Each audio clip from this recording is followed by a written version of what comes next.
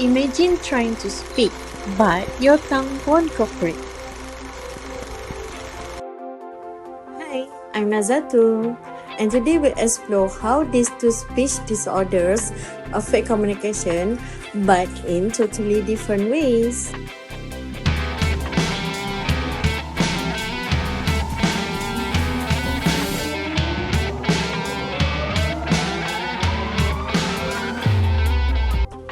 Now, let's start with the first one, dysarthria. What's happening inside your brain when speech sounds weak or slurred? Let's find out.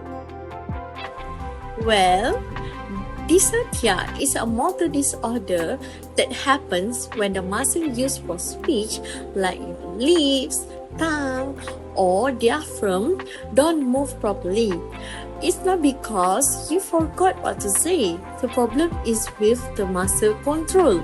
The brain sends the message, but the muscle cannot follow clearly. What causes dysarthria? Let's see. Dysarthria happens when something affects the brain or the nerve that controls speech muscles. It can be caused by a stroke or a traumatic injury. It can also appear in neurological disease like Parkinson's disease or ALS. Sometimes it presents from birth like in cerebral palsy or caused by nerve damage from surgery or toxins. All of this interfere with how the brain tells your muscles to move. What does it sound like? When someone has dysarthria, their speech may sound slurred or muffled, like the words are blending together. The mouth muscles might feel weak or stiff, making it hard to pronounce clearly. Their voice can become soft, monotone, or even strained. And sometimes, because the lips and tongue don't move well, they can be drooling or trouble swallowing. In short, dysarthria affects how the message comes out, not what the person wants to say. So, dysarthria affects how the muscle moves, but what if the muscle works fine and the brain cannot plan the movement?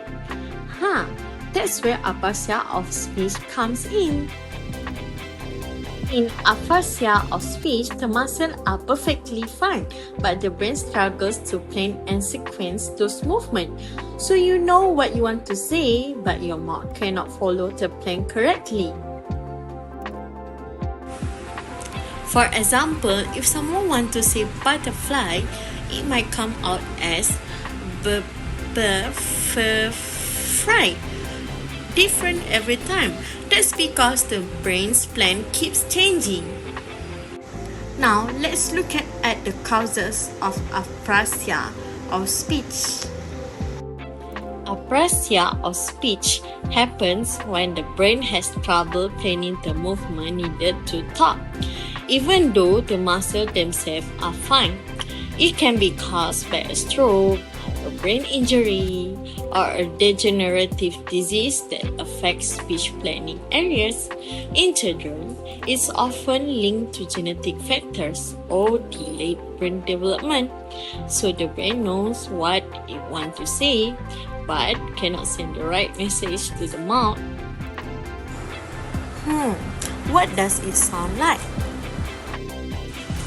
When someone has aprasia, speech errors are often inconsistent. The same word might sound different each time they try to say it. You might notice groping movement, like their lips or tongue are searching for the right position. Their speech can sound slow or halting with pauses in between. Long or complex words are usually harder to say than short ones, and sometimes the stress or rhythm of speech sounds off, like the emphasis is on the wrong syllable. So, remember, dysarthria is about muscle control, while aprasia is about speech planning. Both affect how speech sounds, but for very different reasons. Speech disorders don't define intelligence. Both dysarthria and aphasia can make communication difficult, but with speech therapy and patience, people can absolutely improve. So, let's keep spreading awareness and remember, every voice deserves to be heard. Thanks for watching.